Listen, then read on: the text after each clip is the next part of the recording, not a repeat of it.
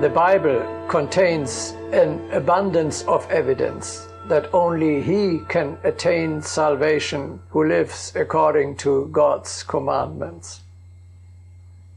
Those who ignore the higher will are punished, cast away, and rejected.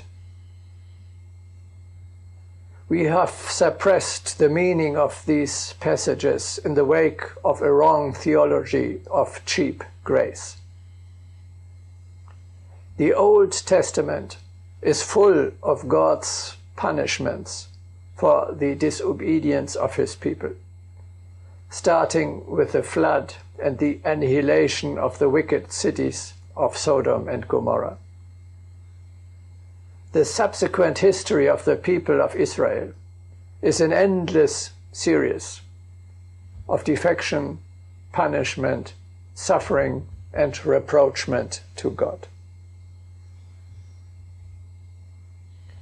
In the New Testament, it's no different. The Gospels know nothing about grace without merit. They speak not only of God's mercy, but also of his justice. They contain many clear references to the law of karma. For example, "Verily, I say unto thee, thou shalt by no means come out thence, until thou hast paid the uttermost farthing." Or, "For whatsoever a man soweth, that shall he also reap." Many parables speak of the necessity of compliance with the higher commandments in man's own interest. For example, the parables of the kingdom of heaven, of the wise and the foolish virgins, and of the prodigal son.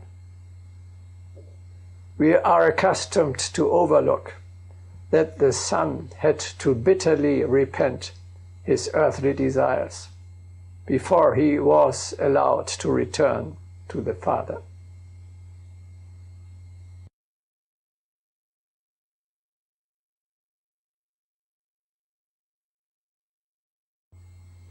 The idea of a punishing God is terrible. The approach to the higher spheres is achieved by love, not by fear. Fortunately, fear of God is obsolete. God does not punish.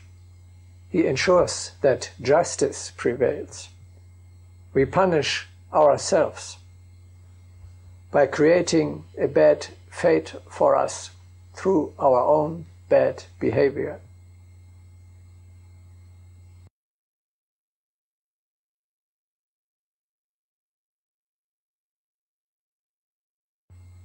The widespread notion that the higher powers pour suffering equally on the guilty and the innocent is absurd.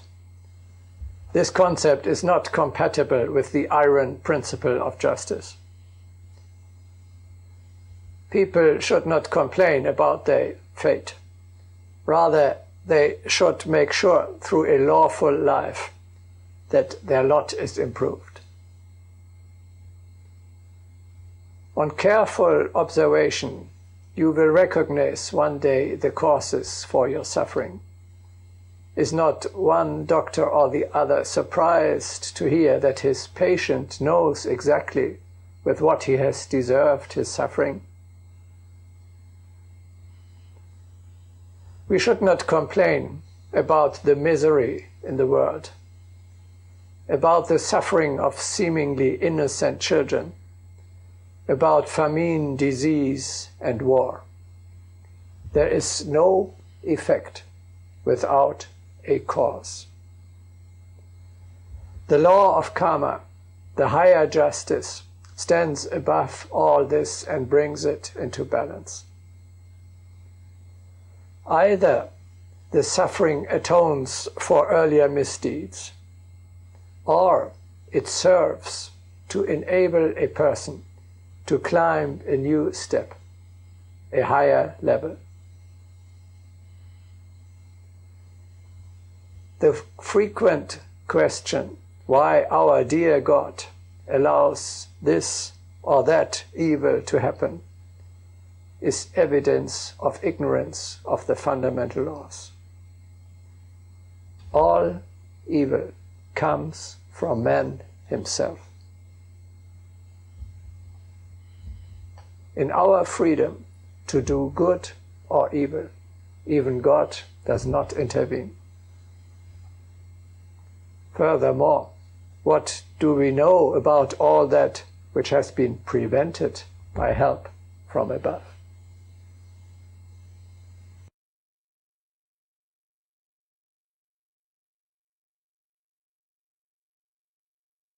Do you suffer from the abundance of injustice on earth? Then only joy can reign about a law that ensures that in the universe as a whole, in the long run, justice rules. Karma should be studied scientifically. Then the researchers will unveil the exact and lawful working of this spiritual principle on the material plane.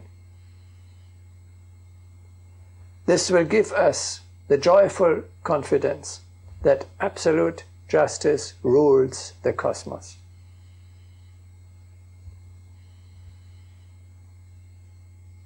A law that restores the balance after a violation of the cosmic order is, in truth, a healing and a loving power. It is certainly a stronger, healthier, and more dignified philosophy to rely on the higher justice, rather than to try to evade responsibility and to shy away from the consequences of one's own actions.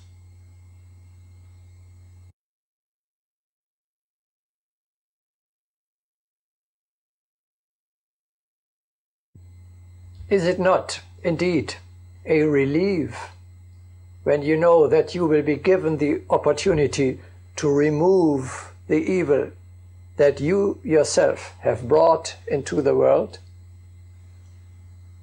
Will you not even accept suffering willingly when you know that you yourself have inflicted previously similar suffering to others?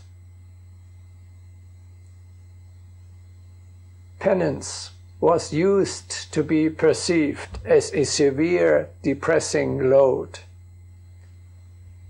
Today, we are glad and thankful to be able to pay off old debts.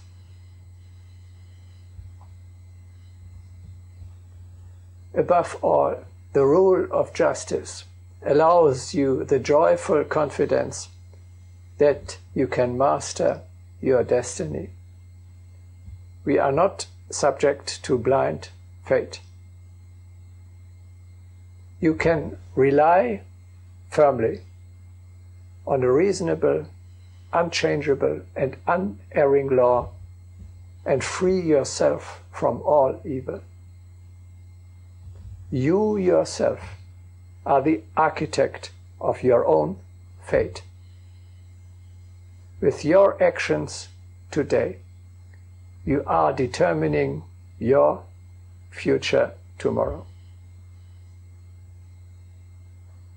With the recognition of the law of karma, you can joyfully accept and dominate your fate. That is your own responsibility.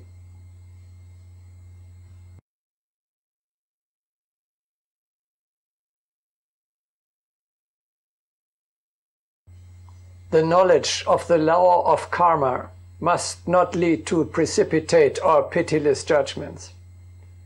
It must not lead either to the fatalistic attitude, unfortunately widespread in the East, which says, help is neither appropriate nor necessary. Everyone is himself to blame for his suffering and should cope with it alone. There is not only the karma of the individual soul, but further the karma of the family, of a group of people, of a nation, and indeed the karma of the whole planet that needs to be solved. So it is not always immediate personal guilt that is the cause of suffering. We are so manifoldly caught up in the fate of our fellow human beings that we have to make good their failings as well. Of course, those who suffer are entitled to our compassion and help. This tells us quite clearly our natural feeling. Nowhere it is written that karma must be solved alone. On the contrary, the karma of all of us, we humans, can only solve together.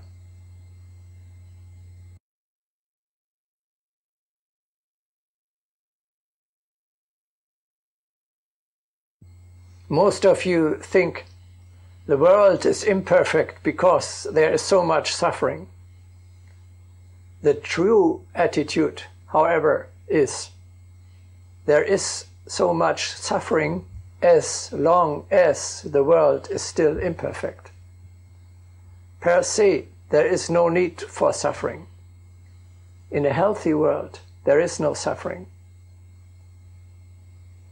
In ideal world is not ideal because in it there is no suffering. Rather, the reverse is true. In an ideal world, suffering is unnecessary and therefore unexistent because it does not serve a purpose. Suffering is caused by ignorance and by the wrong actions resulting therefrom, by violations of the cosmic law, of the higher will. Ends the ignorance, ends the suffering.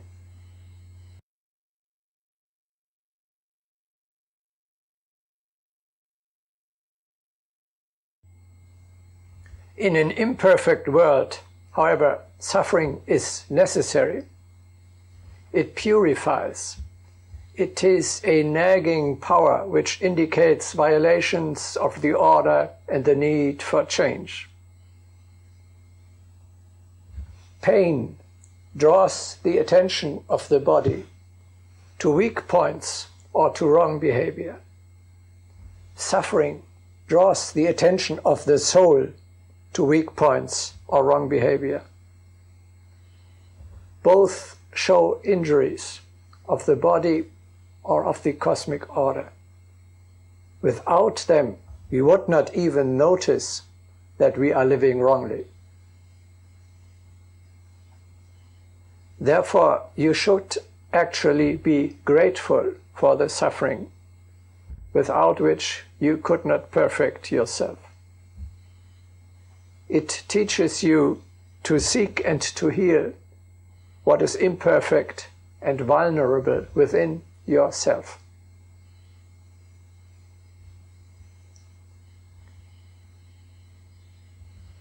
We now come to a most decisive point. A great, strong soul does not suffer, like a healthy body does not hurt.